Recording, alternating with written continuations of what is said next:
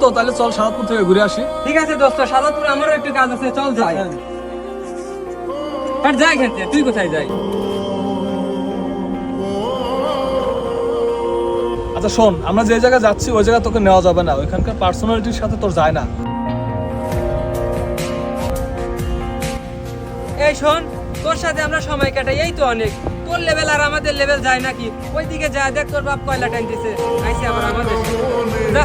প্রশ্ন শুধুই জবাব খুঁজে যায় তোর ভুলেরই টুকরি নামাও, তোমার হাতে আমার কথা আছে।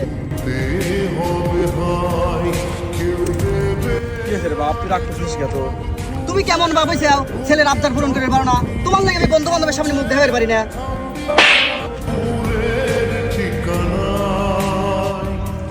তুই মানুষ না জানোয়ার?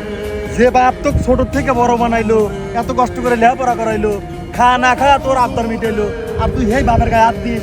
তোর মতো সাল থাকাতে না থাকাই ভালো। তোকে আমি হেই বটতলা থেকে ফলো করতেছি, তুই বন্ধু বান্ধবের হাতে রাগারাগি করে লাস্টে এই বাপের হাতে এসে রাগারাগি করতেছিস, আর এই বাপের গায়ে হাত দিতেছিস। হায় রে দুনিয়া রে, দুনিয়াটা আজ কোথায়? বাপ এত কষ্ট করতেছে, রোদে পুড়ে কষ্ট করতেছে, আর এই বাপের গায়ে তুই হাত দিস। ও খোদা, এদিন দেখছে না দেয় ভালো ছিল। তুই যদি এখনই যদি তোর ভুল সংশোধন করতে পারিস, তাহলে তোর বাপের কাছে মাপ চা, আর জীবনে এরকম ভুল করবি না।